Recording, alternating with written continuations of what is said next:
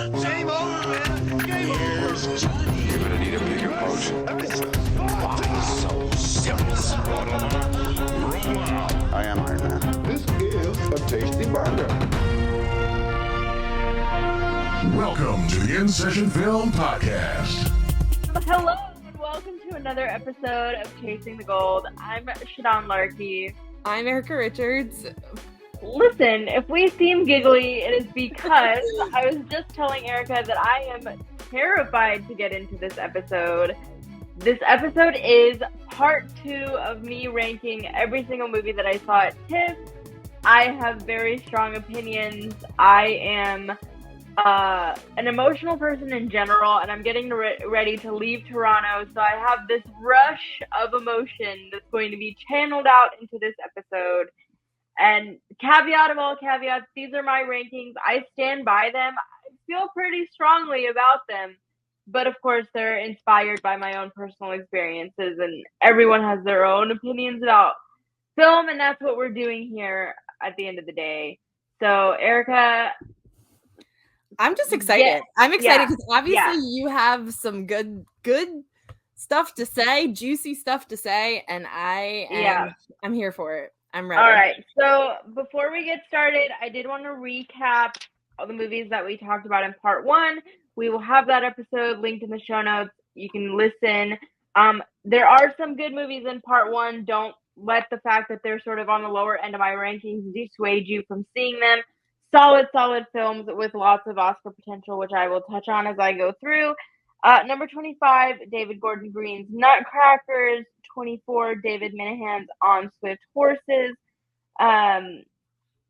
Miller's in Marriage at 23. Matthew Rankin's Universal Language at 22. That's Canada's official Oscar submission, by the way, so keep an eye out on that one. The Luckiest Man in America, starring Paul Walter Hauser. And Rachel House's The Mountain comes in at number 20. Andrea Arnold's The Bird, there is no The Bird, at 19. The Cut from Sean Ellis at 18. Solid movie. The more I think about that movie, the more I like it. I'm not willing to change my ranking, but very, very good movie. Doing something unique within the wrestling genre. And then Saturday Night, Jason Reitman's Saturday Night. Very strong potential for screenplay here, Erica, and look out for a potential original score nomination there, but that's kind of as far as I'm willing to go with that one. Then I have Happy Holidays by Skander Kapti. That is a Palestinian film that I really loved. Luca Guadagnino's Queer. Lots of Oscar potential with this one. I was very mid with this movie. Didn't blow me away, but I think if there's a world where Daniel Craig doesn't get an Oscar nomination, it's because he's number 6. Like, I think he'll either be in the top 5 or he'll be right there. And I think there's plenty of potential for Guadagnino to get in. Screenplay, cinematography is really stunning. So lots of really good craft, even though the movie as a whole doesn't quite come together there. Same thing for number 14, which is Baby Girl, starring Nicole Kidman. Again, if she doesn't get in, she'll be right on the cusp. And that's going to be a huge conversation starter this year. Solid film. Again, major potential for Nicole Kidman, possible potential for screenplay. And I really loved Antonio Banderas. That I'm going to say he should be a supporting actor contender for that one. Will he? I don't know. And then at number 13, I had Gia Coppola's The Last Showgirl with a stunning performance by Pamela Anderson. All right. So that brings us to number 12, 7 Days, an Iranian film that I really, really adored. And I should say the things that put these films sort of higher up on my rankings are like the I can't stop thinking about them factor. And I feel like when I look back on TIFF next year, I started thinking about, like, what are the titles that are going to pop the most? What are the viewing experiences that are going to pop the most? So 7 Days is she's a political prisoner, Mariam. She gets medical leave, and her husband and her brother have devised a plan to get her out of Iran. And what I found so striking about this is, I think we all hear about political prisoners, activists, and things like that, and we don't really think about the family and sort of what's happening when they're not home. And I think that this movie does a really good job of getting into that. And she's sort of dealing with this, like, okay, if I leave, if I take my chance at freedom, I have then given up everything that I fought for thus far. And, like, do I stay and continue my fight? Like, what is my legacy going to be if I walk away from this now? It is written by Mohammad Rasoulof, who makes an appearance later on in my list. Solid movie. I know a lot of people are constantly looking for international feature recommendations, and this one is about as solid as it gets. I really, really enjoyed it, and I think it's just very poignant with everything that's going on in the world, and everyone should watch it. And what was that one called again? It's called 7 Days. 7 Days. Okay. 7 Days. Okay, next on my list is the People's Choice winner. Yes. Life of Chuck. Yes. Written and directed by Mike Flanagan. Mike Flanagan, of course. I know him mostly from his Netflix work, which is, as I mentioned in our last episode with Erica, in my opinion, some of the best television work of the last decade. Mm-hmm. I love Mike Flanagan. I really, really liked this movie. I must say, I was genuinely floored that it won People's Choice. I had heard, like, a lot of people talking about it. As I mentioned, I like to hang out in lobbies and elevators and stuff a lot. I'm always, like, ear to the ground listening, and people really liked it, and they kept adding screenings throughout the festival. Oh, interesting. Yeah, so, I mean, people, like, just went crazy for it. There was a lot of crying at my screening. Oh, okay. I think the reason why I'm not as high on this movie as other people are is because I'm so familiar with Mike Flanagan's work, and he's doing a lot in this.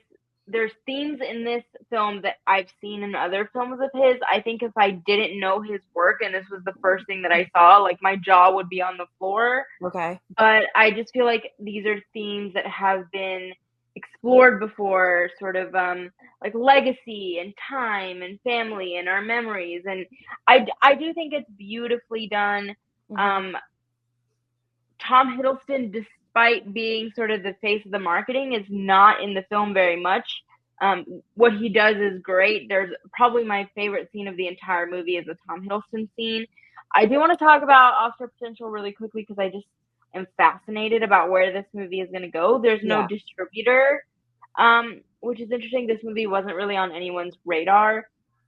And there's, like, this amazing stat where more often than not, the winner of TIFF's People's Choice will go on to get a Best Picture nomination. Okay. I don't know if that stat is going to hold. That's, like, one of the most tried and true stats in Oscar procrastination.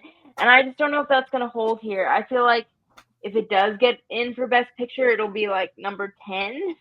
Okay. I don't know how this is going to play with general audiences. I don't know if it was, like, a festival hype thing. I think screenplay would probably be the strongest element here that I would probably say, like, in terms of like awards chances. Mark Hamill's also very good, so I could see, like, a supporting actor campaign being launched for him. Can you give a quick, just, like, couple sentence, like, what is it about? Because I don't even know how to describe. Let me read, like, the IMDb. That is the easiest way without giving anything away. Because once I saw that it was getting, that it won and that it was getting all these amazing reactions, I was like, okay, I don't want to find out. Like, it's that thing where you're talking about where, like, let's try to stay away from it. So when we do see it, it isn't, like, swayed one way or the other. So I don't really even know what it's about. And it sounds like it's so different from his other stuff because when I hear him, I immediately think horror, right?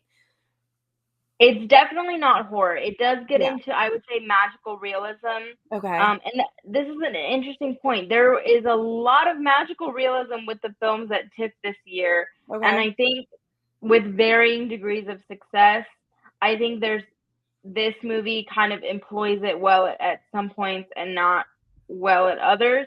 The official IMDb thing that it says, which is not very helpful, but I do think this is all you need to know about this movie. Okay. It says a life-affirming, genre-bending story based on Stephen King's novella about 3 chapters in the life of an ordinary man named Charles Krantz. Okay, yeah. Very, very vague, but I like Very that. vague. I like that. So And yeah, I mean, it is genre bending. It does play with time. It plays with memory. There's a lot of back and forth. It's very whimsical, very charming. I was very, very charmed by it. I smiled a lot. okay. Just a solid film. The reason why it's not higher on my rankings is I heard a lot of people say this movie changed my life, and I just didn't have that level of a reaction, but a lot of people did. Right. And if you did, that's great. So this one for me though is going to be one of the biggest question marks of award season. I have no idea. I feel like general audiences could watch it and love it, or they could be like, what was going on in Toronto with these, like, I don't know. I really don't know. Cause I've also I toyed a lot with should it be higher on my list or not? I don't know. Do you feel like you're still thinking about it?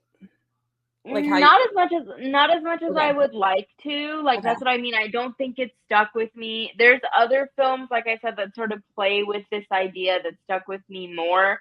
But again, I think it's just because I know my Flanagan's work really well. I think if I was unfamiliar, maybe I would be more impressed. But I'm I've seen him play with these ideas before. What I do love, and this is not a spoiler, is as we know, Mike Flanagan, he loves his usual cast of characters, and a lot of them come back, and so it's really fun to be like, oh my god, I love you, you're back. I love that he does that. So all of it, kind of a lot of his usual cast members are, which is really, really fun. Yeah, that's cool. Next on my list is a movie that everyone could watch right now, and it's on Netflix. It's called Will and Harper. It's a documentary starring Will Ferrell and Harper Steele. Yes. Harper Steele, was a writer at SNL, now retired. And basically she has transitioned and she loves to go on cross-country road trips, but she has not gone on a road trip since her transition because she's sort of unsure about how she's going to be. Have you seen this? I watched the trailer for this one because I was so intrigued by the premise, and so I did watch the full 2.5 minute trailer or whatever, and I was just feeling oh my gosh, I want to watch this. And also I feel like this is not to pull this line out because sometimes this gets play, but this I feel like, and again I haven't seen it yet, but I just feel like this is a film everyone needs right now. Exactly. You know exactly. what I mean? And that is why it's in my top 10. Oh, I'm so excited to hear that. She's going to be perceived in different parts of the country. Enter Will Ferrell, longtime friends, have known each other since SNL days, and they go on this cross-country road trip together. And it's so funny. It's so heartwarming. There's so many great cameos from the SNL cast. Oh, good. Kristen Wiig could very well get an Oscar nomination for Best Original Song. She has a song that she writes. It's great. I mean, we get to meet Harper's sister, her kids. I just loved this, and to your point, I just feel and it's so affirming because there's so many moments where you think oh no, is this person, and I hate to say this, but based on what part of the country she's in, you kind of think oh, here's an interaction that may not go well, and then it does go well, and you kind of have this moment of kindness, and it's so touching and sweet, and maybe a little bit restore your faith in humanity kind of thing. And also I also love a film that could change minds of people in the film, right? Documentary style filmmaking. I love to see those light bulbs click in real time with people, but I also love that this might change so many audience viewer people watching it at home, because not to get political, but I've seen those pictures of people that, again, like you said, look a certain way, they're from a certain place, and it would say they're maybe at a pride parade or something, and they're I'm sorry, I was wrong for a really long time, and I'm here now as an ally or whatever, but it's that kind of thing where it's it's okay to admit that you thought something at one point and you've changed your mind. And I think it's so important just for like the way the world and our country and all the things need to move forward. So I like that's also why when I saw the preview for this, I was like, oh my gosh, I feel like everyone should watch this, and I've only just seen the 2.5-minute trailer, you know. Mhm. So I didn't realize this, but you said it's available now on Netflix. So I think yeah, it's okay, streaming now. I'm Unless definitely Google gonna, lied to me, but yeah, I'm pretty sure it's streaming right yeah, now. okay, But and what I really liked about it is like there's just so much about it that feels familiar too, of like yeah, a friendship with somebody that you've known for a really long time, and the yeah, comfort that exists there that's like so prevalent between them. And I mean, Will Ferrell, like I think he also does. He's like asking his friend questions, and I think like that's exactly that thing that you're talking about of these things that we didn't know that we may be afraid to ask, and sort of these like candid moments of conversation. I found it really beautiful, and I think one other thing that just really touched me was like I talked to so many different people who had seen it, whether they were older, they were younger, like they went into it with a really open mind, and I think yes, like that's really beautiful, and they all loved it. Like I did not hear a single person that was like, man, I wish you know what I mean. I just think it's absolutely worth your time. yeah, And I don't even care, to be honest, like what your politics are. yeah, I just think you should watch it anyway. Because at its core, I mean, obviously it does get into politics, and it does get into sort of this moment that we're in a little bit, but the core is this friendship between two people and how it's evolved and how they end up just supporting each other and having fun together and laughing. And it's just yeah. a wonderful, wonderful film. Will and Harper. I It's love it. highly, highly worth your time. Again, I would recommend it to anyone. Watch it Yeah, with your grandma. Watch it like yeah, just anyone and everyone. You'll get something out of this movie. yeah. I love that. I love that. I'm so excited to see it. All right, shall we move on? Yeah. Next on my list is The Piano Lesson. Erica, has Mm. this movie been on your radar at all? I have heard of it. Who remind me who's in it? So The Piano Lesson is directed by Malcolm Washington, son of Denzel Washington, and it Yes. stars Yes. John David Washington and Daniel Deadwyler, Samuel L. Jackson. Yes, I saw this, and the only reason why it's on my radar is because on Twitter I saw a video of, I guess, like the Q&A after on stage, and it was just, I think it was it was he waiting was okay. I don't remember what I saw, but I do remember seeing everyone on So stage. I Like, think what you're talking about is that Denzel was there and he was a last yes. minute addition. Like we didn't know that he was going to be Oh there. yeah, and he was on And stage waiting for him to walk off. Yeah, that's what I yeah, saw. That's what I saw. and he waits on stage for his son to like be the last for, and he's Yes. like patting his son on the Yes. back. Yes. I mentioned in our last episode, so the premiere of The Piano Lesson was playing at the same time as Saturday night, and I picked The Piano Lesson, and I made a great decision. Oh, I'm okay. very happy with the decision that I made. Okay, so it's based on the iconic August Wilson play, and for those of you who don't know, Denzel Washington has made it a mission to adapt all of August Wilson's plays. So we have had 3 so far. We have had Fences, which starred Denzel Washington and Viola Davis, won Viola Davis her Oscar. Then we had Ma Rainey's Black Bottom, starring the late, great Chadwick Boseman. And now The Piano Lesson is the third one that has come up so far, again, directed by Malcolm Washington. Controversially, this is my favorite of the 3 Okay. so far that we have seen. That is how much I love it. I think Ooh. it has been underrated in the awards season so far. I think Malcolm Washington does a really great job. I love play adaptations personally, but I know a lot of people are, complain about the fact that it feels stagey. It doesn't move very much.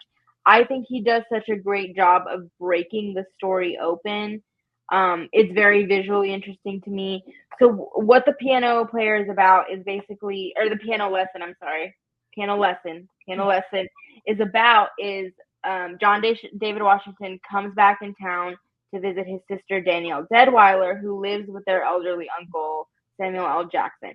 And Danielle Deadwyler has this piano that has been passed down through the generations And John David Washington is saying, let me sell this piano and I can use it to buy myself a piece of land so that I can have something for myself.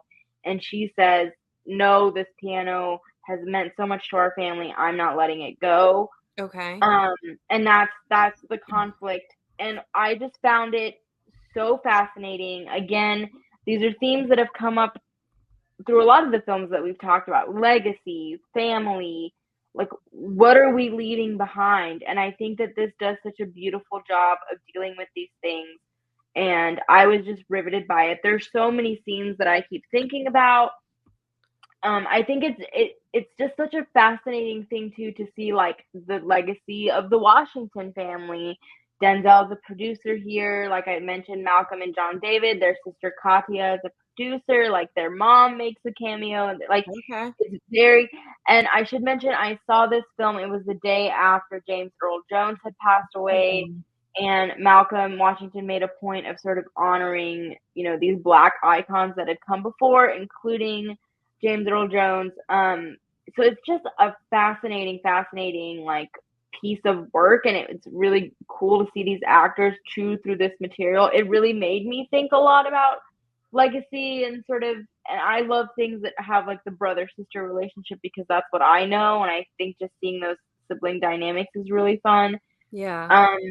Is it set in modern day or? No. Okay. Yeah.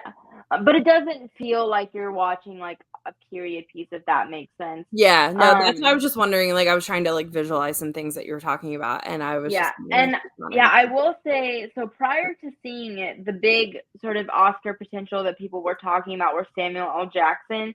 And I do see a scenario where he sort of gets that like elderly statesman supporting actor nomination that we see time and time again. But I have to say, Danielle Deadwyler, I did a tweet today that was like, if I had a ballot, who would I vote for? And she would be my supporting actress. I think she is astounding. Like, there are just so many scenes where she just like rips through the material. I don't know how else to describe it. She is just amazing and is one of the best performances of the festival. It's one of those performances that's really going to stay with me. I think she runs away with this whole movie. And I just, like I said, I think this is one of the most underrated movies that it's not on anyone's radar and they're not talking about. And I just think Piano Lesson, I was really, really, really moved by it. I really like it. I can't wait for more people to see it. Okay. Did you hear like other people from your screening talking about it, or any reactions? I don't know. Like I said, I feel like it sort of went under the radar, maybe because a lot of people were talking about Saturday night. But I mean, yeah, it got really positive. I mean, Denzel Washington, of course, is going to get a rock star reception, but I feel like people really liked it. And I sort of heard a lot of people discussing it and sort of like, what decision would you make, kind of a thing. Yeah. Yeah. Okay. I'm excited. That sounds... It's really, really good. Like Do you I feel said, like it could sneak in maybe if people start seeing it? Do you know when it releases, or? It's going to be on Netflix. I want to say sometime in November. Okay. Yeah. But I mean, I think Danielle Deadwyler, especially because she was so close to a nomination for Till, and she has like so much, leftover like goodwill from not quite getting in, that I have to think that like if she's people still on people's radar. Yeah.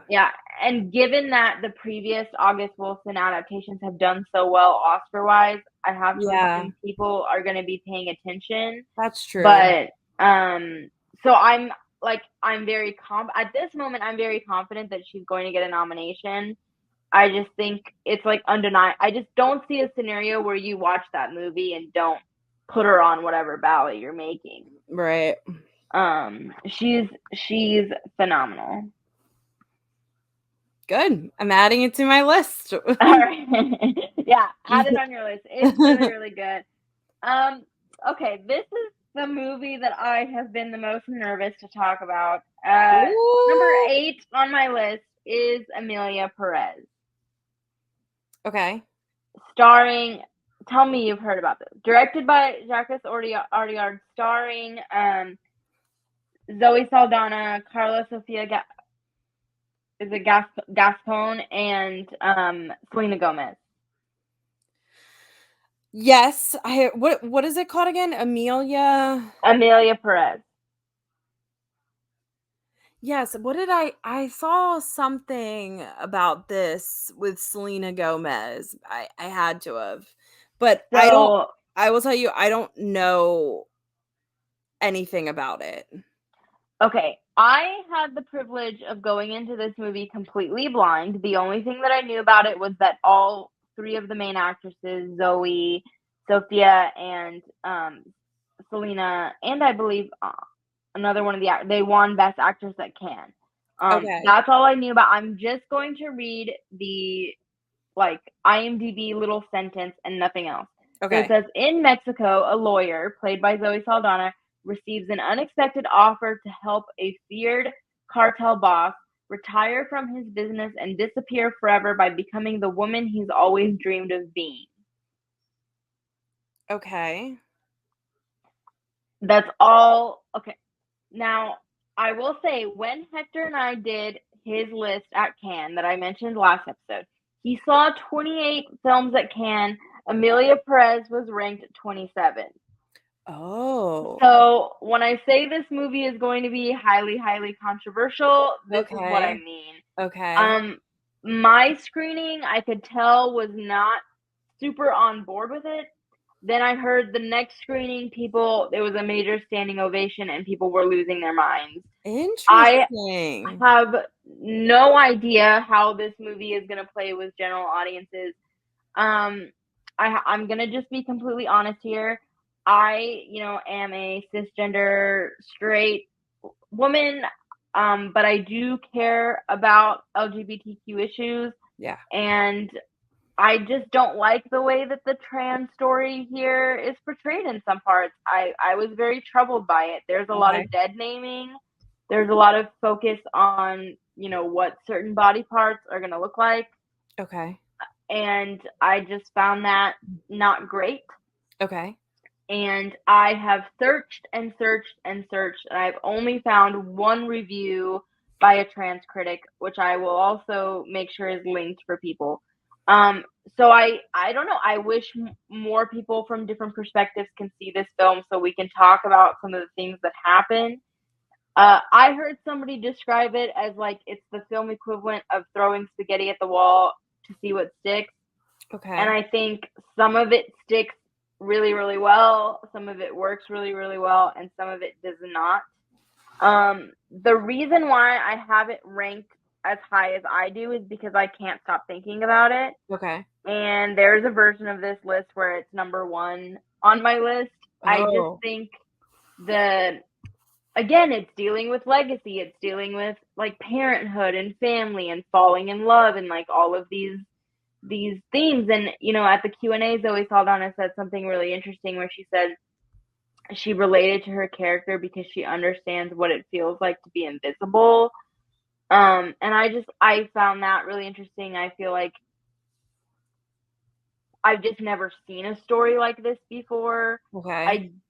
I mean, Zoe Saldana, I've loved her since like Crossroads, like, right? Yes. I've been on the Zoe train, and her performance here is astounding. Again, just a phenomenal performance. I haven't really seen anything like what she does before. Wow. And the big Oscar news this week is that, Zoe Saldana and Selena Gomez are going to go supporting actress, and then the main actress, I always want to make sure that I get her name right. Carla Sofia Gascon, she is going to be lead. How do I even describe what Carla Sofia does here? First of all, she plays both the pre-transition and the post-transition. Okay. I had no idea until I was like looking to see who the actor was, and I can't find this person, and then I realized, she plays the transformation. Like, she's just astounding. I mean, what she's able to do with her eyes is astounding. I cared about her so much, even in the moments where I things were happening on screen that I wasn't really following. I was just so invested in her performance. And it's just it's a performance like through and through. Like she just completely, I feel like every bone in her body is given to this character and what this character is going through. And that's what I'm saying. I've never seen anything like this before. Like truly, I've never seen a movie like this before. I don't think I'm ever gonna see a movie like this again. And Oh, so like okay. for that reason, I think it's worthy of seeing, even though, like I said, I don't know, like it's not the most progressive thing. Do you know what I mean? Do you know what I'm like struggling with here? It's Yeah. hard. Yeah. So, okay. I'm kind of doing something that I never really do. I just Googled it because I was like, I want to see, like, because I did see somebody post about the actress that you're talking about, the woman that plays both characters, right? Mm-hmm. And I wasn't really sure what that was from, but again, I always try to like not really look too far into things. But I'm a little shook right now because I shouldn't have Googled this, but it says it's a musical slash thriller, which is interesting. Okay, yeah. So that's the aspect of the film that I wasn't sure, that I didn't want to talk about. Oh, I'm But it is sorry. no. You're fine because it Okay. is out there. I mean, if you Google it, that's Yeah. what comes up. It is a musical. And Interesting. some Okay. of the musical numbers are very, very good. Some of them are not. Like I'm Okay. just and I love musicals. I love musicals. I Yes. just bought tickets to multiple musicals for this Yes. year. Yes. Yes. But it's just some of them like do not work at all. That's when I mentioned like the what certain body parts are gonna look like. There's an entire Okay. musical number dedicated to like what she's got, and I just that made me so uncomfortable. Yeah. Um, So it also says, and this is just like in the like, yeah. this is what comes up when you Google the title. It says Spanish language French musical crime comedy film. Mhm. Yeah. So It's a now I understand why you're having such yeah. a hard So time like she trying to. Yeah, so she's I mean, so like it kind of I mentioned, she's like a member of the drug cartel, and then when she chooses to transition, she basically gives Zoe Saldana like an unlimited amount of money and says, "You have to make me disappear. I don't want to be part of this cartel anymore. I want to like Wow. start over Okay. as Emilia Perez." And Selena Gomez plays her wife and the mother of her children. So Oh, basically, okay. they like fake her death. This is not a spoiler. So they Yeah. fake her death so that then she's able to sort of start over as Emilia Perez. Um, Yeah, this yeah, is really interesting. I, you know, when something is like a crime comedy, it always toes the line of like dark humor, right? Which is like sometimes you're like, "Oh, this is really messed up," but they're trying to I don't want to say make light of it, but maybe like not even make fun of it. I don't really know what I'm trying to say, but I know you understand because or maybe it's like a coping mechanism or something. I don't know because I don't know if you listen to like I listen to a lot of true crime podcasts and one of them obviously like is me too. my favorite murder. So Mhm. that and they always say like we're a true crime comedy podcast. That's we know how that sounds, but we make jokes out of some of these stories because that is the way that we cope with it, right? So maybe is that the approach? I don't know. I'm really interested and I really want to see this now. Yeah. The I want humor. to I mean, to be honest with you, like the humor does not stand out to me at all. I can't even remember what parts were funny or supposed to be funny. yeah. I just think what stands out to me is, like I said, the performances are just so good. And I think the emotional core of like what Sophia is able to do is Carla Sophia is able to do is so good. Like I've just never seen anyone give that performance before. And like I said, I don't Yeah. think I ever will again. Right. What doesn't work is that some of the musical numbers just feel like they were thrown in there. Like And then unnecessary. unnecessary, but just not well planned out, not executed, not really adding anything to what's going on, and at times taking away from like the emotional core of the film. And then Gotcha. and I don't know what to do with the Selena Gomez of it all, to be honest with you, Mm. because she was a big draw for people that were there. Again, with my TIFF elevator experiences, I rode up with a girl who was like sobbing, fully sobbing, and I thought like something was wrong. And she was like, "I can't believe I'm about to see Selena Gomez. I can't believe I'm about to see Selena." Like just losing it, and it was so sweet to see. Aww. And I understand she means a lot. Selena Gomez as an actress, I know people love. As an actress, she's never been a favorite of mine. I think she's fine here. Yeah. You know, like she does well with the material that she's given. She doesn't blow me away. If she gets a supporting actress nomination, cool. I just think like there's other performances that I would put above her. Right. But Netflix is campaigning the heck out of this movie. These women have been everywhere.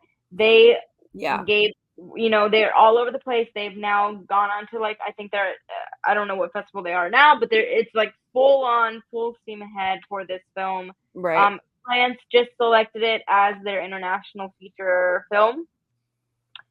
Okay. 1,000%, I think Emilia Pérez will be nominated for international feature film. I think it is the front runner as of right now to win international feature film.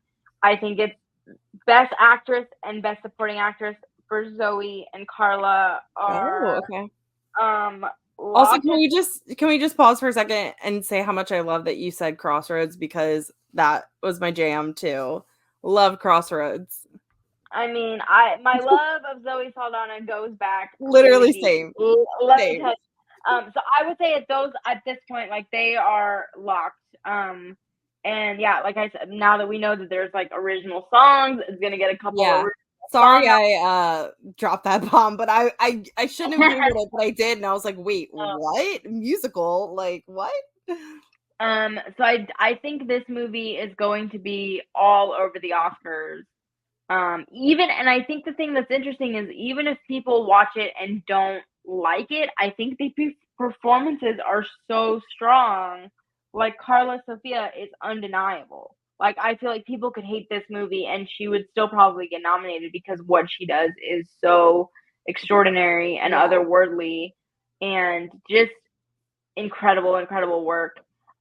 Like I said, for me to not even know it was the same person until the end, like I was just astounded. Yeah, and see, I love things like this that like break the mold. Like to hear you say like you've never seen anything like this, you don't know if you'll ever see anything like this again. Like those are the things I want to see.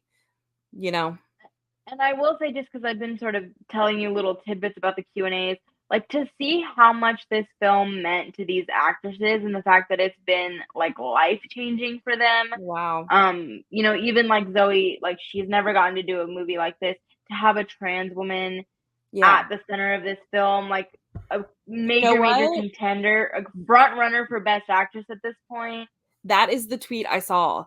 Was that like, oh my gosh, we might actually have a trans woman be nominated for playing a trans woman for the first time ever. That was the tweet I saw. Yeah.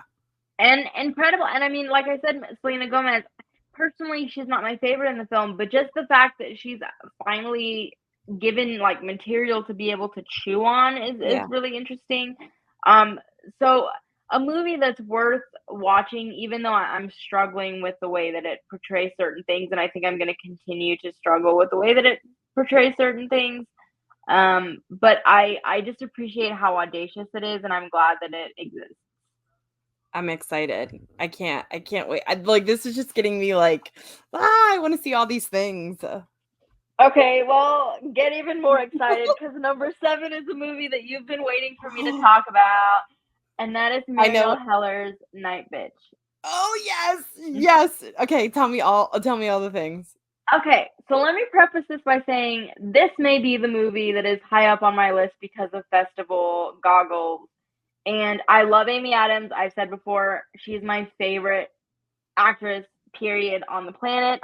And when I saw that Nightbitch, so I was kind of debating. I was like, do I do TIFF this year? I'm sort of struggling with all these things in my personal life.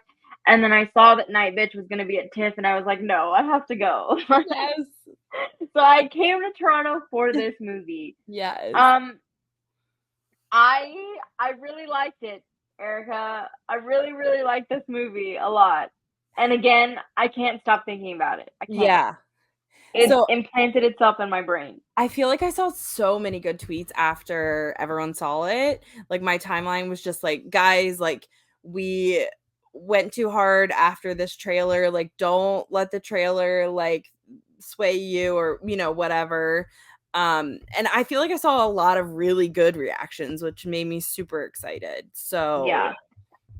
Stay away from the trailer. If you are listening to this, watching this, and you haven't seen the trailer, don't watch it. Like, don't stay away from it. Because the trailer does not do the tone of the film justice at all. Mhm. I just think that this is such a beautiful movie, and it's, how do I describe this? Like, when you're at a festival in particular, there's all these other things that are happening in your brain, right? You're like, have I eaten? Where do I need to go after this? Like, what's happening? For me, I was like dialed into this movie, and there's one other movie on my list that I had the same feeling with, but I was like dialed in from the moment that it started to the moment that it finished. Yeah. And I was just completely on board with it. I wanted to see what turns it was going to take. Now, I will say the flaw of this movie, the issue of this movie is, and you and I have both read the book. The book leans very heavily into the magical realism, like Nightbitch of it all. Yeah. The movie is kind of 1 foot in, 1 foot out, and I wish that Marielle Heller had trusted herself to go fully into the magical realism of it, and I feel like she's holding back, and that's kind of the parts of the movie that maybe don't work as well, and that's the part of the movie that maybe some of the mixed reactions are struggling with, and I do understand that criticism. However, I think that the motherhood and the womanhood and like the way that it's portrayed is done so well that I'm willing to maybe overlook those other things.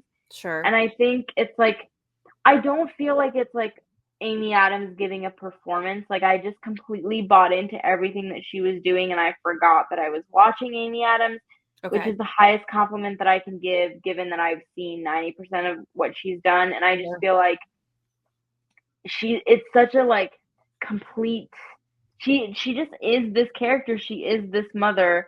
And by the way, like, I've seen a lot of people being like, oh, well, mothers will really like this, or married couples will really like this.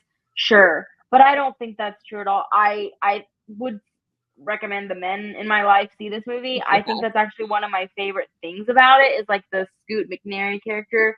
There's like a lot of compassion for him, and they could have very easily made him like the insensitive husband, and they don't. Sure. And I just think it's a really interesting movie about like rediscovering yourself after motherhood that anyone could relate to on some level or not. What puts this movie as high up on my list, again, is just the power of Amy Adams' performance and what she's able to do here.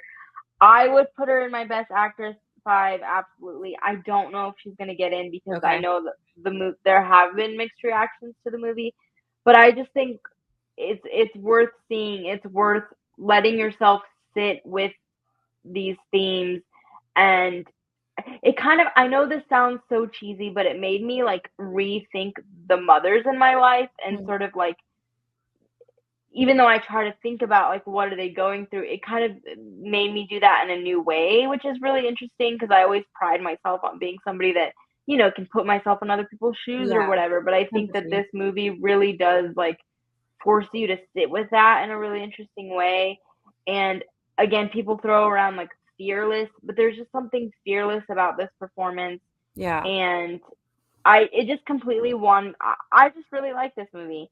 Now, was I probably predisposed to like it because I like the book so much and I like Amy so much? Sure. Yeah. But I really like it. I think you will too. And fun anecdote, the little boys who play her sons were at I saw your picture. I was dying. They're so cute. Little like wolf, like plush stuffed animals, and it was so sweet. And I really like this movie. It's a movie that I will definitely revisit, which I can tell you some of these other movies on my list I will not. But like Nightbitch, I'm like, I can't wait to watch it again. I can't wait to like see what other people think about it. And like I said, maybe there's some parts that don't work, but even the fact that they don't work is interesting in and of itself, because I think the movie's trying to do something so bold and weird with the Nightbitch concept. Right. So like maybe it doesn't land all the way, but I would much rather watch that than, 1,000 of these other sort of motherhood films that we've seen. Exactly. So yeah, I'm very high on Nightbitch. It's a solid like A film for me. I'm so excited. That's one obviously that you and I have been talking about for a very long time. And when I had the same reaction, like I was like, do I go to TIFF just to see this? Like literally, do I just go up one day with you and see it and that's it? But we've been talking about this a lot, and it's that thing where it's like, again, like when I'm seeing something, especially a premiere, like a big movie at a festival, I want to be blown away. Like I want to be thinking that, like you said, like I've never seen anything like this before. What they're doing is really bold. What they're doing is really new and fresh. Like, and I think sometimes only certain people really want that, right? Like with critics, or just like whether you're talking like your average moviegoer, right? Like there's certain people that are never going to see this film, right? They're never going to see it because why would they watch this, right? And I hope that somehow we can change people's minds with, how they approach a film. Like we were talking earlier, even about being open-minded with something like, Will and Harper, right? Mm-hmm. Something like this, it's like, I hope because it's Amy Adams that she brings some people that are maybe just big Amy Adams fans and they love her, and you know what I mean? And I hope this film like maybe like opens up a new world for them of like you said, like kind of weird, quirky, maybe almost indie style of filmmaking that I don't know, maybe we'll like bring some new people to that world, which I think is exciting. And I'm super excited to see this. And I hope Amy, I mean, obviously I always want her to do well. So like I said, I just cared. I again, I know that sounds simplistic, but I was so invested in her and this mother and this family, and like there's so many other films that I just was like, I don't really care what happens to these people. But she made me care, and I think that that's like the power of like her performance. Yeah, that's important. Next on my list is also very similar to this one, and another one that you're very excited about, and I like saw this movie basically because you told me about it, and that's John Crowley's We Live in Time. I love this movie. Again, solid A, and it's kind of for the same reasons that I was telling you about Nightbitch. Like I feel like from the moment this movie started, I was completely dialed into Florence Pugh and Andrew Garfield. Now, just give them Oscars now. Just give them Oscars now. If you had put two actors that maybe I didn't care as much about, as you know, we did our list of like actors that we think are going to get their Oscar nominations, and they were on our list. I just think that their performances are so good.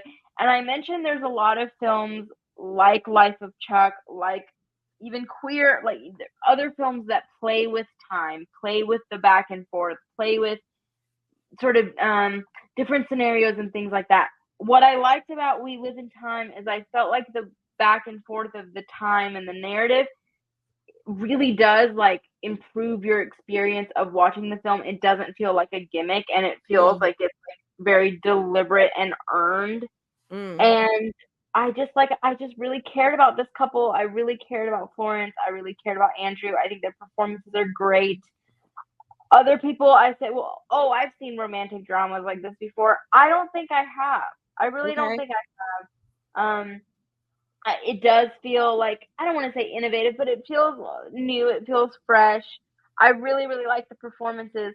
I think, and I hate to say this, I think people are going to try to just downplay this as like, it's a romantic drama, whatever. I don't think it's going to be an Oscar player for that reason. I hope I'm wrong, because I think Florence in particular is incredible. And again, it's another one of those movies that deals with like, what does our life boil down to? What do our relationships boil down to? And I think that these are such like brilliant and beautiful questions. And this movie wrestles with them in a really interesting way. There's lots of other movies that wrestle with this that are much lower on my list. There's just something that, again, I keep coming back to it. I keep thinking about it. I wish I could spend more time with these characters. Like, I it's so sad to let them go, and I think that that's like a mark of a really good movie. I can't wait to like revisit it and revisit them and spend more time with them. I just really love this. I really, really love this. I have been, I've been excited about this one for so long because it's just two of my top favorite actors that are working right now. I just like am obsessed with them both, and I'm so excited to see them together. And like they've been like kind of campaigning, I feel like I've been seeing them in a lot of interviews and stuff together, and they're just so lovely together, and they're just both so charismatic, and like I feel like they just draw people into them. So I'm hoping that helps like get it on the map more, I guess. And the chemistry is just palpable. I mean, Yeah. like even at the Q&A, I mean, it felt like magnets. Like they were just so like that movie star, like aura, X Factor that people talk about. It's them, and it's on full display here. And if you just want to write it off as like a romantic drama, whatever, no, like But this, I think it's so much deeper than that. Don't you feel like though some like Oscar voters and like just of like the Oscar audience, like they like that? I feel like there's always that thing of like, oh, like our parents' age people like the dad film or the mom film or whatever, and it usually kind of ends up on there. And I don't know. I just think maybe like even though it sounds like it's something that could be written off, I feel like because of their star power, maybe. I don't know. I mean, John Crowley, did very well with Brooklyn, and I feel like so maybe I hope so, because like I said, I think that this movie is doing something deeper than what people are giving it credit for. Yeah, and it's so much more than like just a love story. And by the way, the iconic horse from the poster does make a cameo and got a great reaction from the TIFF audience. People were very excited to see that horse. Oh, fun. I love that. Mm-hmm. I love that. What number are we at on your list? Because I think I'm losing what number we're at. Was that 5 or 6? We have that was 6, so we have 5 more to go. Okay, perfect. Yes. Okay. So shall I keep going? Yeah, of course. Yeah, I was just I'm thinking of your rankings. Like I wanted to know where it was at. We have 5 more to go. So this next one is going to be the dad movie of the year. Okay. Directs Edward Berger, which directed All Quiet on the Western Front. He is back with another movie that I think is going to be a major Oscar juggernaut, which is Conclave. So Conclave, it's such a fascinating even premise for a film. So the Pope dies at the very beginning of the film, and the cardinals have to come together and vote for a new Pope. Okay.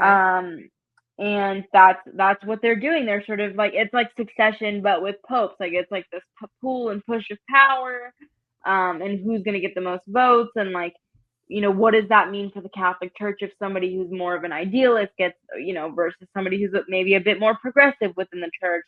Super, super interesting. The performances here are great. And I mean, they rebuilt part of the Sistine Chapel to do this. The production design is gorgeous. The score is gorgeous. The entire cast is phenomenal. And what I loved about Conclave is it's the kind of movie where you'll figure out some of the twists and you'll pat yourself on the back because you're like, I saw that coming. And then like 5 other things will happen that you didn't see coming. And it's just such a fun, like interesting, smart like movie made for adults that they don't make anymore. And if you know anything about don't know anything about the Catholic Church, it doesn't matter. It's just an interesting movie about personalities and power.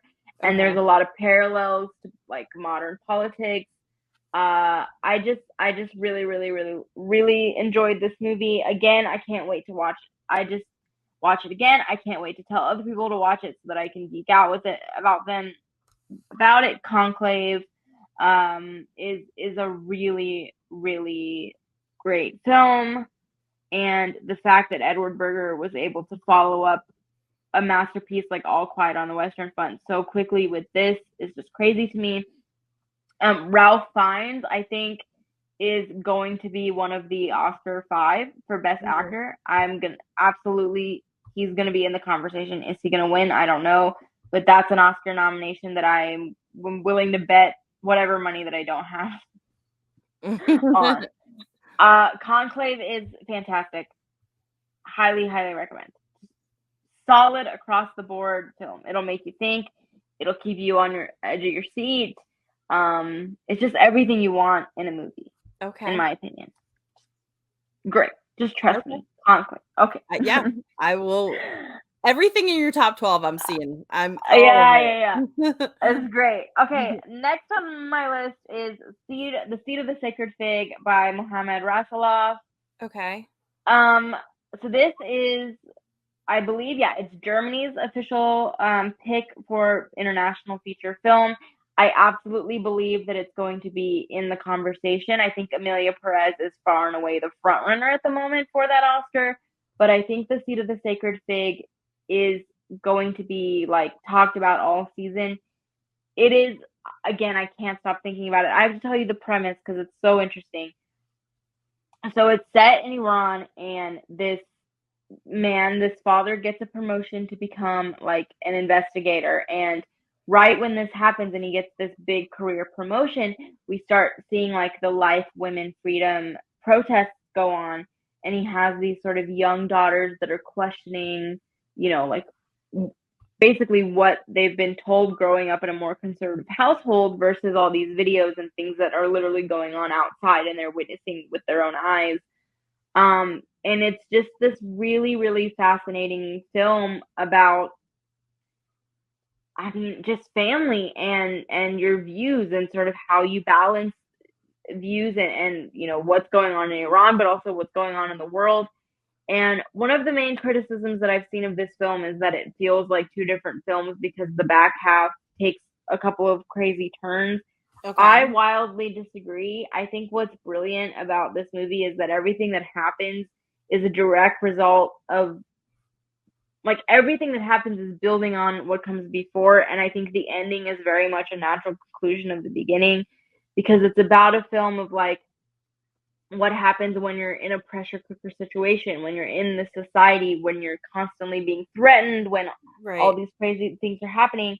And it's, here's this theocracy that is trying to preach all these values, but the way that they're going about it is sort of putting this family, this thing that they hold sacred above all else, under this incredible amount of pressure. And I just think it's so interesting. I mean, Rasoulof, he was in prison for a very long time in Iran, and his Q&A I mentioned last time, like, he zoomed in. I don't know where he's living right now. It might be France. I could be completely wrong, but he did a Zoom Q&A, and Erica, it was so interesting. He mentioned that the inspiration for the film was that when he was in prison in Iran, one of the guards came in and handed him a pen. And he said, like, obviously they're not allowed to have that. And he said, I want you to have this because I go home every day and I hate myself for doing my job. And I hate what it's doing to my family. And that's sort of where the inspiration for the film came from. And also it was really sweet. He said in his Q&A, like, he hadn't been able to see his sister or her family for many years, and they were in the audience at TIFF, and everyone stood and clapped for his sister, which I thought was really so sweet. Nice. But I put this film as high on my list because I just think it's dealing with really important topics, but the way that it's told is really interesting. Like I said, it takes a lot of turns. I was genuinely on the edge of my seat the whole time. It does get, very heavily into, like, Iranian politics and the protests with the Mahsa Amini thing. Yeah. It's a very tough watch. It's a very tough watch, but I think it's worth it, and I think it's really beautiful. And I have not been able to stop thinking about it, and I would recommend every single person in my life. I don't care what your background is. I don't care where you're from. I think you'll get something out of it. And yeah. And what was the title? What was the title? The Seed of the Sacred Fig. Okay. Yeah. Really, really, really good. All right. So next on my list is a movie that I could very well put at number 1. It comes out next week. Okay. in theaters next week. That is The Wild Robot. Okay. An animated film. You don't seem very familiar with this No. one. No. Yeah, it's an animated film from Chris Sanders. He did Lilo and Stitch. He did a lot of other things. Erica, the animation of this movie is so stunning, frame to frame.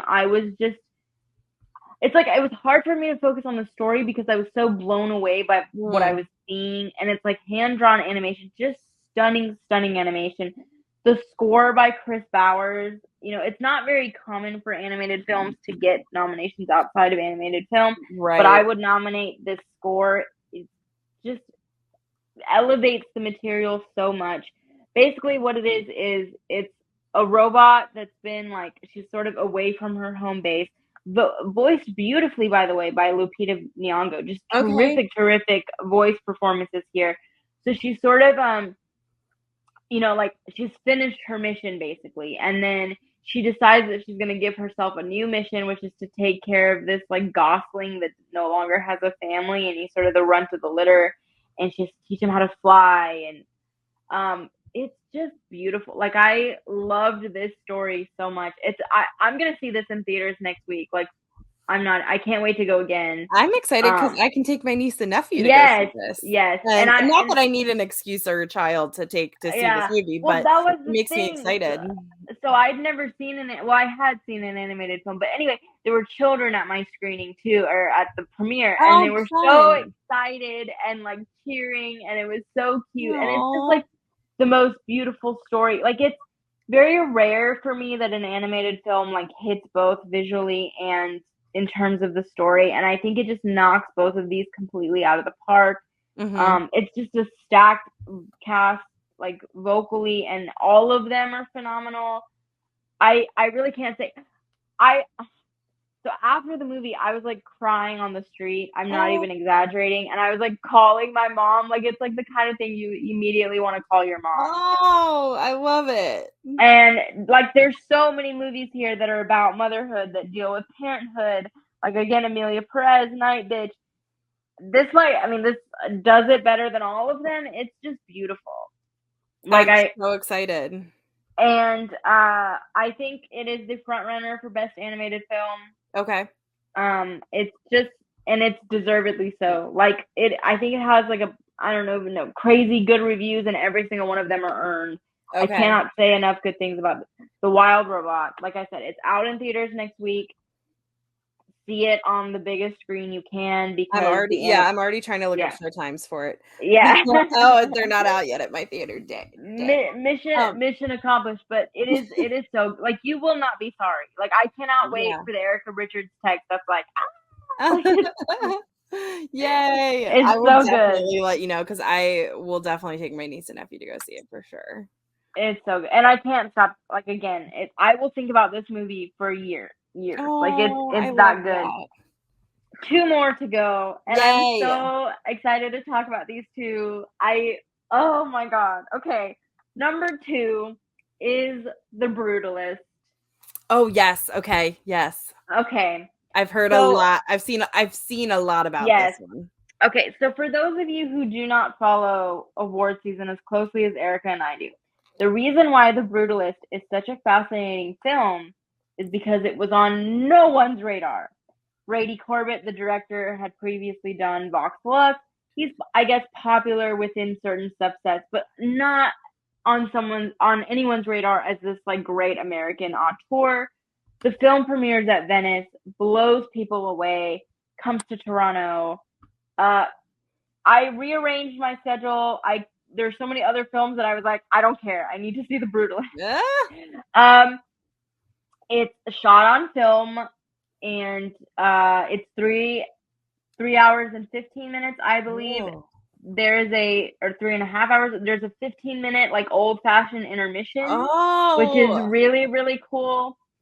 Erica, I cannot wait to see this movie again. I don't know where it's going to be playing in Houston. I'm sure it's going to be playing at your indie theater in Baltimore. Okay. Run.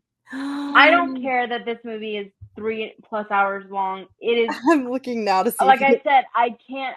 I don't know when it's going to be out because it just got a distributor. So I don't know what the theatrical release.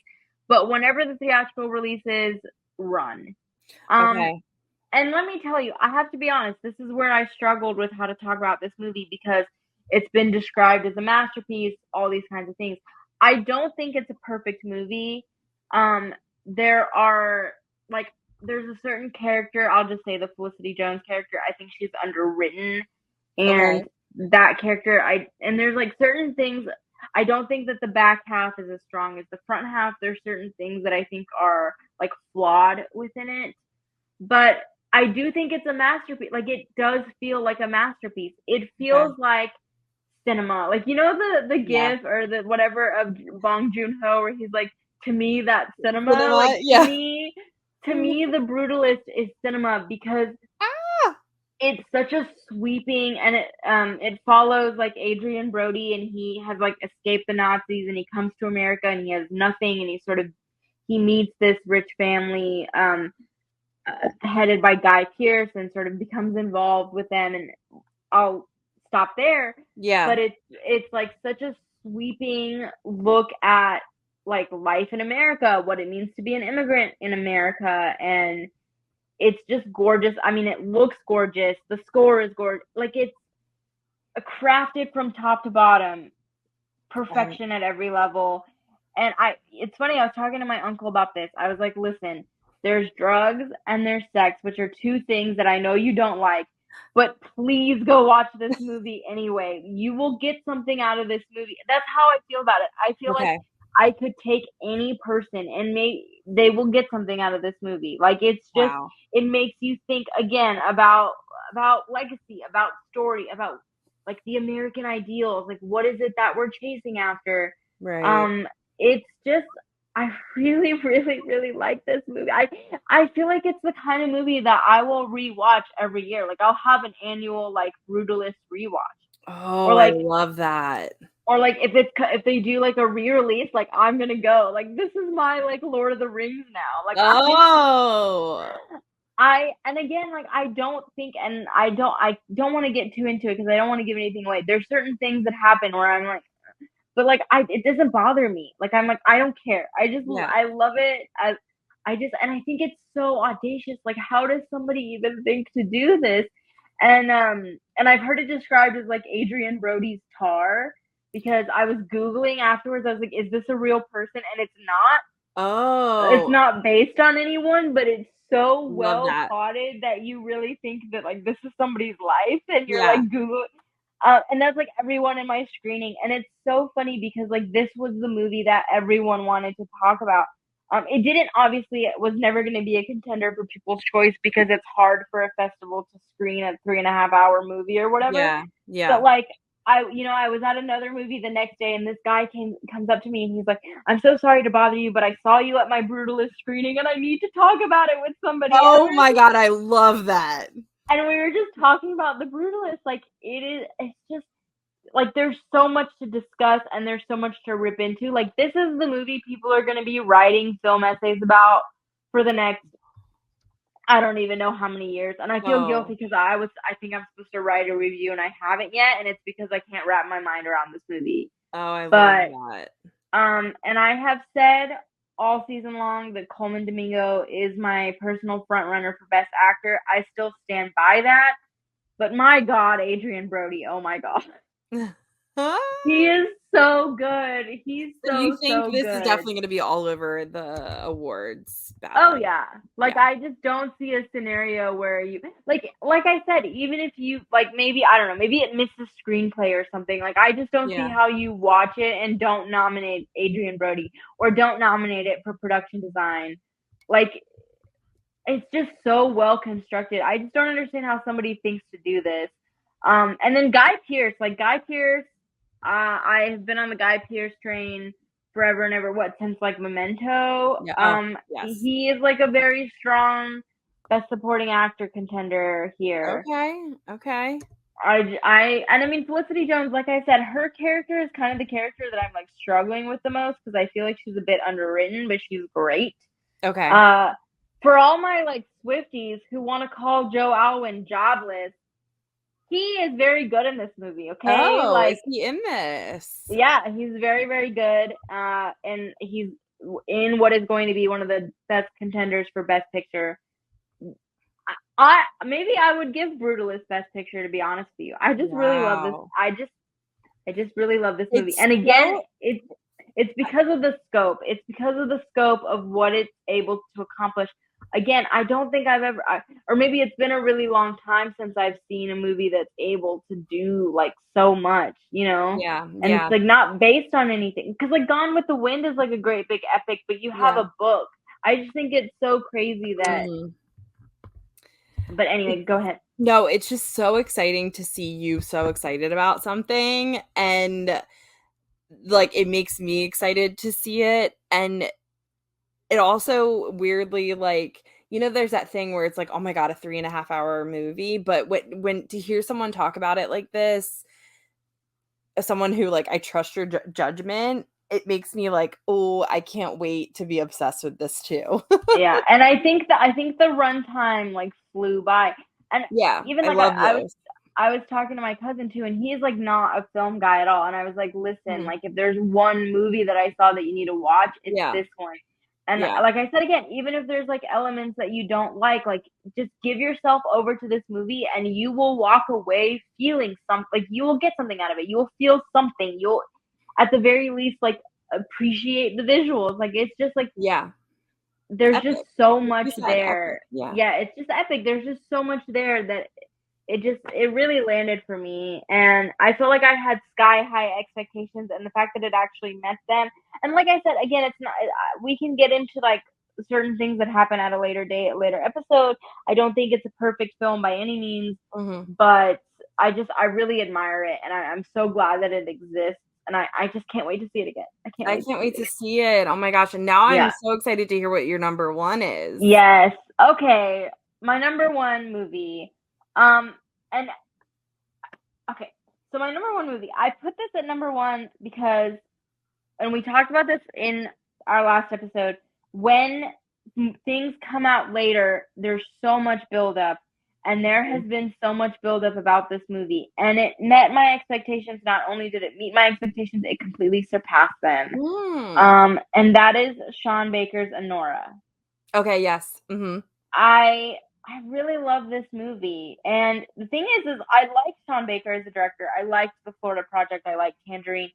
This is just on another level for me personally. And what it's about. Red Rocket as well. He did Red Rocket as well. I love that one too. I like that one. And it's about a sex worker who becomes involved with the son of a Russian oligarch, and he basically says like, I'm gonna pay you to be my girlfriend for a week, and things spiral from there. It is hysterically funny, but it also has a ton of heart. Mikey Madison, the lead actress, she, like, if you don't know who she was in Once Upon a Time in Hollywood briefly. This is the only other thing that I've seen her in. I'm not familiar with her work. Yeah. But she is going to be everywhere this award season. I'm not kidding, Shadan. I have been seeing previews for this at my local AMC for months. Like, really? After Cannes, it was, they already started playing previews for it.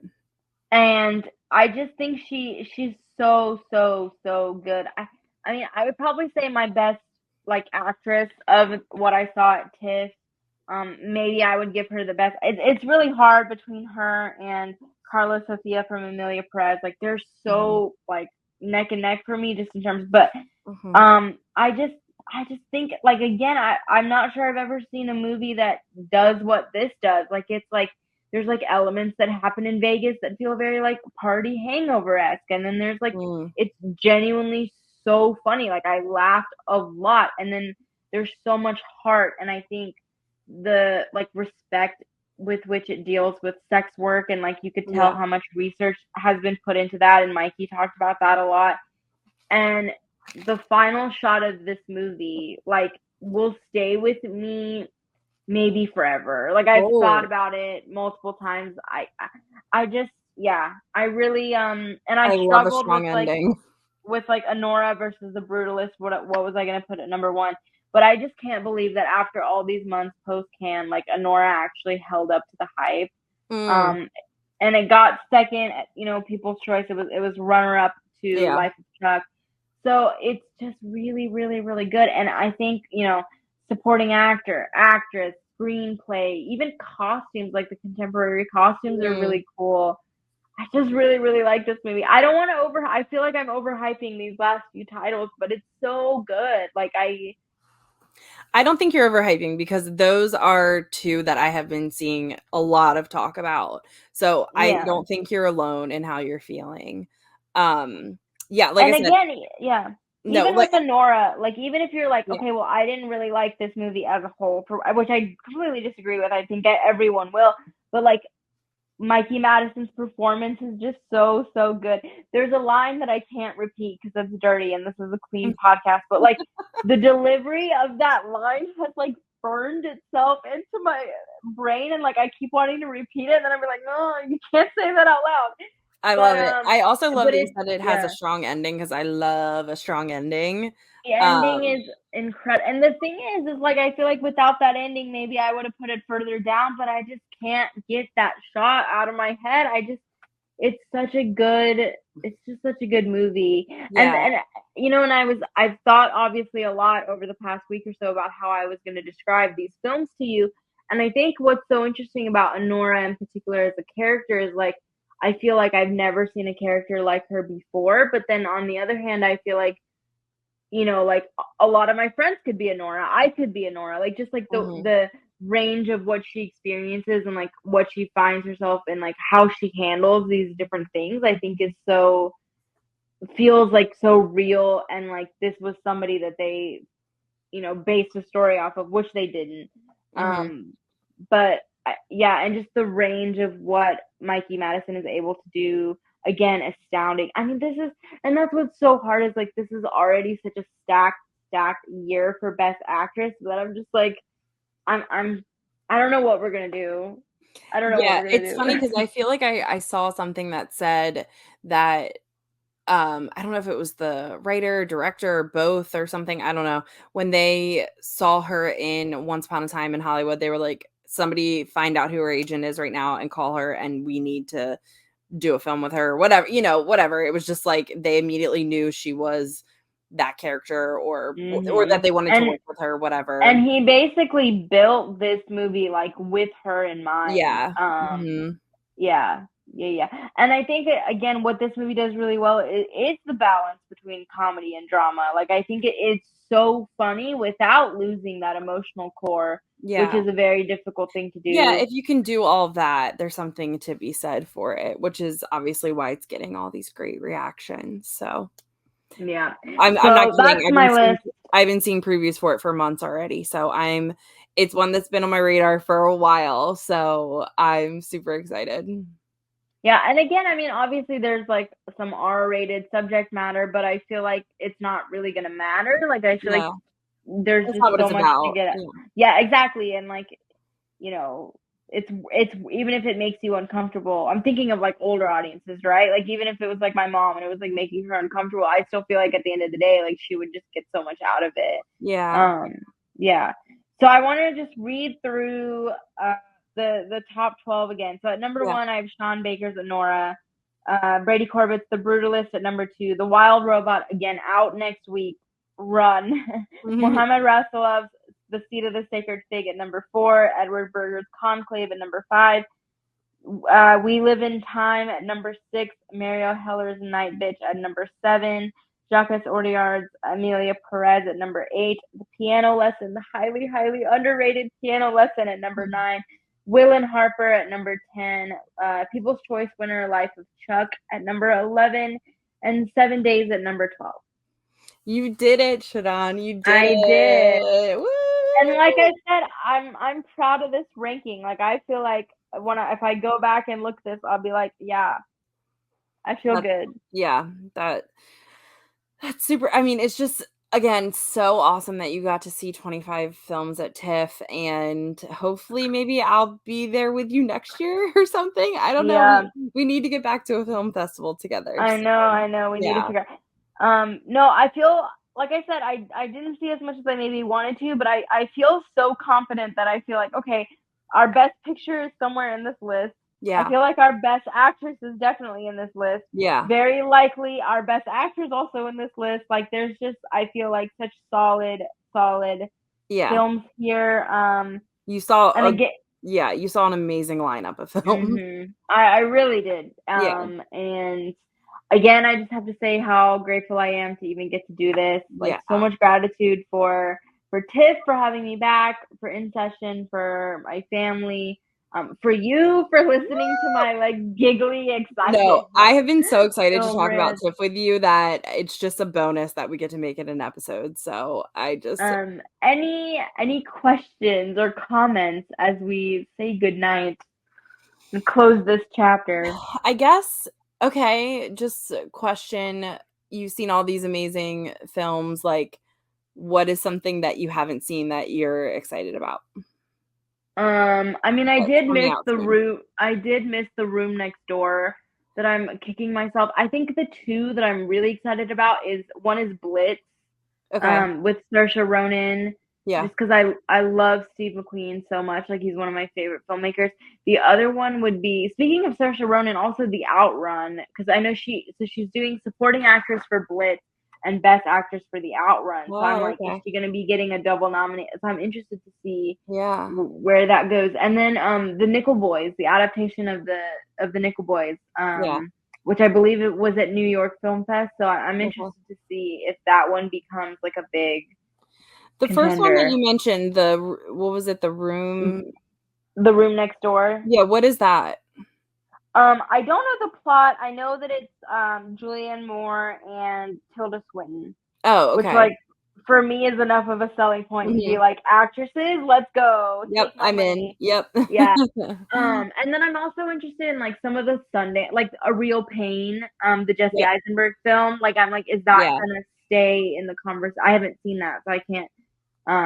Or like The Apprentice, like is that gonna become a thing or not? I don't know. Yeah. Also, what is it, like A Different Man, the Sebastian Stan drama where he plays like a man with a disfigurement. Oh, I don't know if I've seen I've heard Yeah. of this one. Yeah, so it's interesting that like Sebastian Stan has two big players this year, like I said. Yeah. So I'm kind of interested to see like, and then like, is there another movie like The Brutalist that like no one's talking about that's gonna come out of nowhere? Yeah. That's always fun. We have a lot to look forward to. I mean, it's going to be a great award season. I'm super excited. Yeah, I apologize for the number of obnoxious, or I'd be like, this movie is playing. No, don't ever apologize for that. Yeah. I need them on my radar. So, And we did have some awesome writers doing New York Film Fest. So I'm gonna try to get them over here so we can dig their brains about some of the films at New York. that would be It's awesome. just and you know, we talked about this last episode. I feel like the like award season is in the air. Like it's like yeah, I'm like breaking out my sweaters for cozy season and like award season. Yeah, I'm so excited. It's officially fall. Was it yesterday or today? I think yesterday. Today's the first day of fall. Day of fall. Yeah. It's the most wonderful time of the year. So all good things coming our way. Well, I'm at eRock Reviews on Twitter. Of course, follow me there. Follow In Session Film, and you were at Shadan Larkey. And anything else you want to plug right now? You're doing some writing for everything you saw at TIFF too, or most of the things. Yes. No, nothing to plug. Like, go see The Wild Robot so we can talk about it. Everyone go see The Wild Robot so we can talk about it. And as I mentioned, as we always mention, feel free to tell us what you think of, give us feedback. And yeah, we're so excited to get to officially dig into awards season. So yay! All right, we'll see you guys next time.